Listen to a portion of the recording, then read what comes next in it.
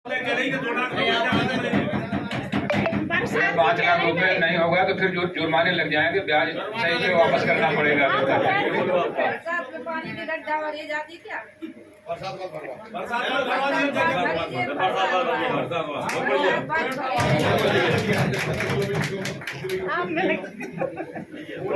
बड़ी प्रसन्नता भैया आप की बात सुन कर रहे हैं, आपने बात करी तो